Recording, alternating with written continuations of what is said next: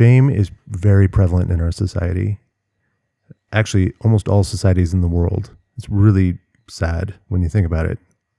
And shame is one of the most powerful ways that we have of manipulating another person into compliance and changing their behavior.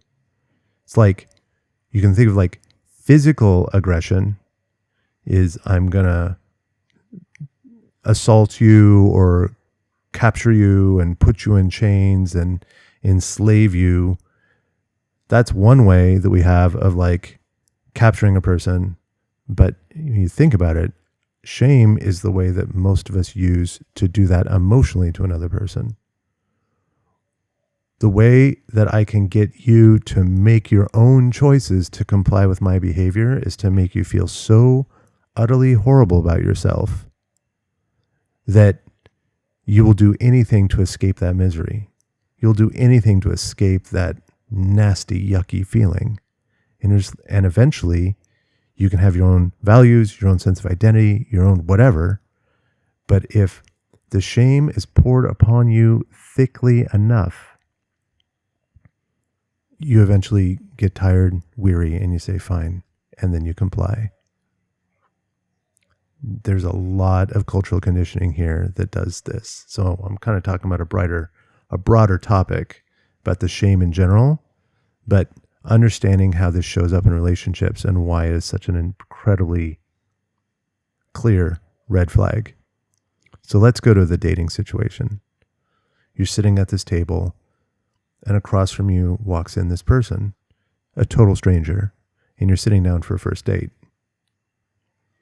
If on that first date, you see that that person shames anybody, definitely if it's you, that's a red flag of epic proportions. But the thing that I'm saying is watch the way they interact with the wait staff, the person on the street when you go for a walk, the stories they tell about friends or colleagues or exes or parents or whatever. And watch for the way that their language expresses criticism, condemnation, and shame. Okay, so what does shameful language look like? It's one thing to say,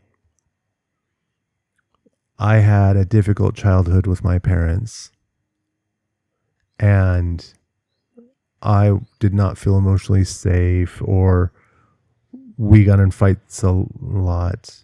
Just a second.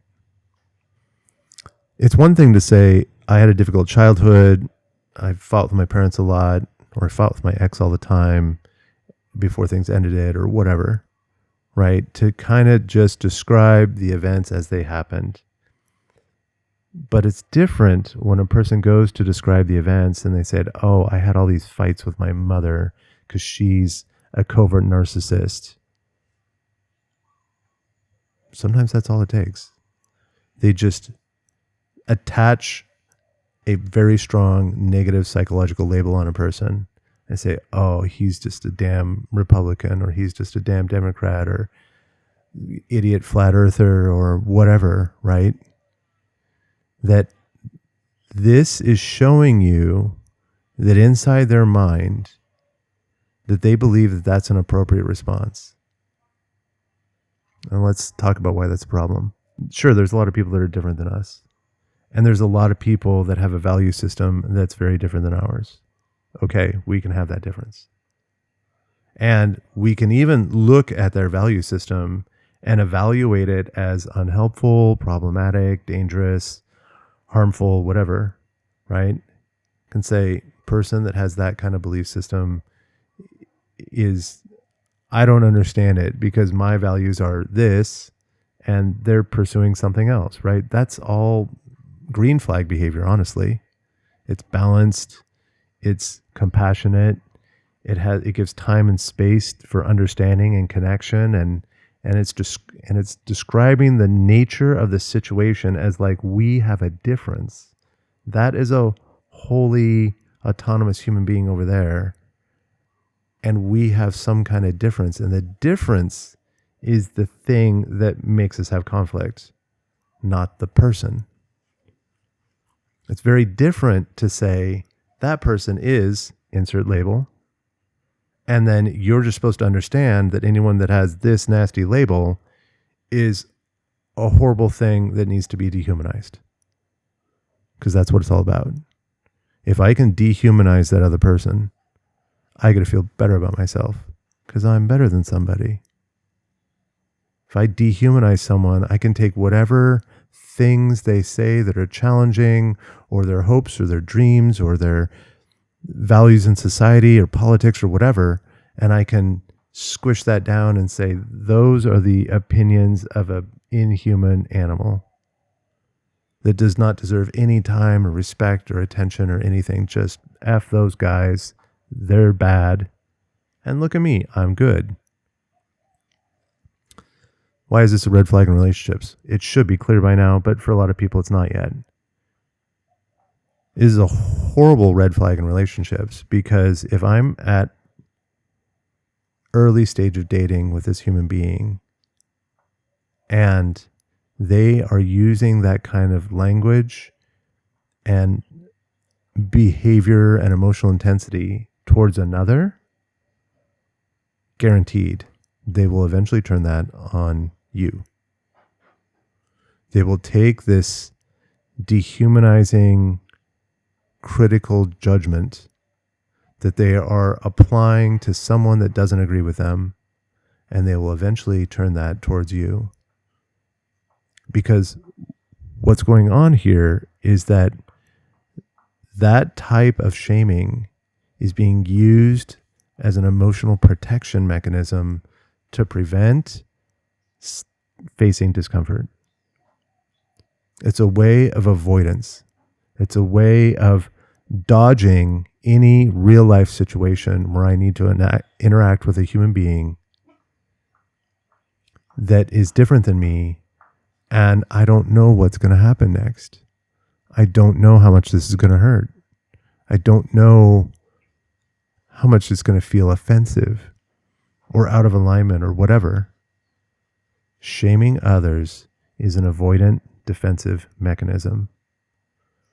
And if they're doing that on a first date or second or 30th, you can be assured that they will eventually turn that on you the moment that you guys are in conflict.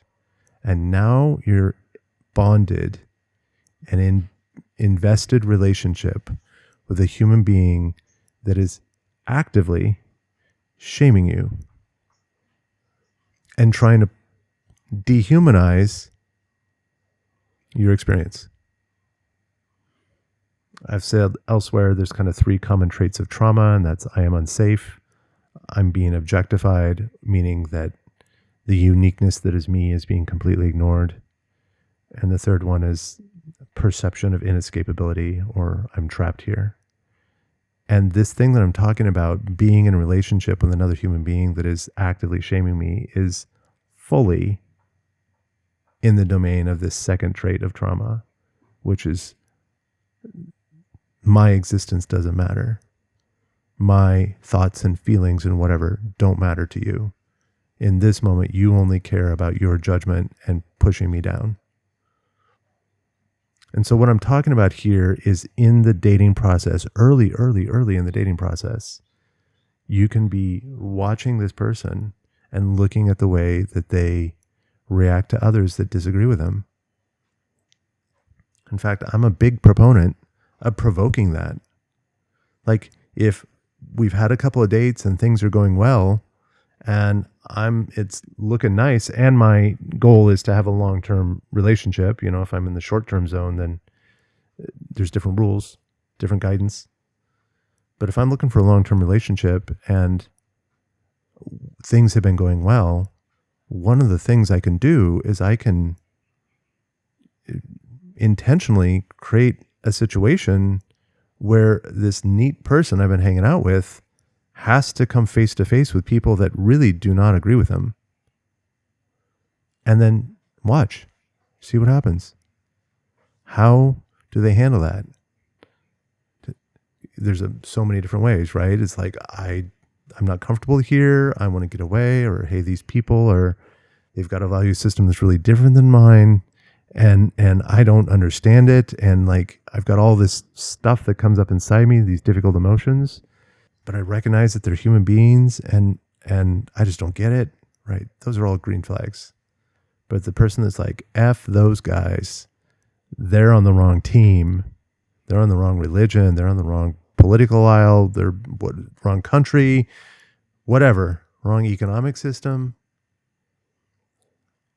wrong skin color. Like anyone who does that points the finger at the other and says they're less than, I'm right and they're inherently wrong, that's a red flag. That relationship's going to have a rough ride. Now, here's where that one gets tricky, is because, as I mentioned before, shame is incredibly prevalent in societies all around the world. And one of the things that happens, which I advise against, is I'm evaluating this person for how much they're shaming others when I haven't really evaluated myself for that same behavior. And so what happens oftentimes is you'll see people that will date and they will connect, and they'll feel this great deal of connection and alignment because they're shaming the same bad guys. That's actually their point of connection. Is they say, oh, I'm this religion and you're that religion and those guys over there are horrible. And then you can kind of stand next to each other and look at the bad guys and be like, oh, aren't they terrible and aren't we so good that we're better than this? And like, oh, I like you so much because you hate the same people that I hate. The enemy of my enemy is my friend. So that's the place where this will be challenging for most of you, is to really get uncomfortably real about how much I shame other people, how much I shame other fields of thought or experiences or whatever. But it's a clear indicator, super clear red flag. And if you were talking to me today and you just came back from your first date with someone and he shamed the waiter for not getting his order right or having an extra charge on the bill or whatever, I would say you've learned everything you need to know about this person. You've literally discovered everything you need to know about this relationship, and you know that it is not the one for you, even if they're hot, even if they're financially successful, even if they're great in so many other ways. Like, long-term viability is not based upon those things. Long-term viability of that relationship is based upon emotional presence, groundedness, patience, flexibility, emotional flexibility. It's literally, emotional flexibility is one of the number one traits of emotional health. And when you see someone that is consistently shaming others, that's an indicator of low emotional flexibility. And then to add this even deeper and more uncomfortable, we look at, okay, so you want to have this long-term relationship with this person, and eventually you're going to want to start a family. And so you have someone who's vomiting out shame is one of their primary survival mechanisms for feeling regulated, safe, and superior. And then you bring a baby into that mix. And it's like, okay, when they're a baby and they're an innocent whatever, you can be like, oh, he's a great dad or he's a great mom or whatever. That happens. But then you get to the point where that child needs to individuate. That child needs to explore the world, and they need to see what that difference is. They need to cross that wall or that line in the sand and go explore over there and make their own decisions about their own life.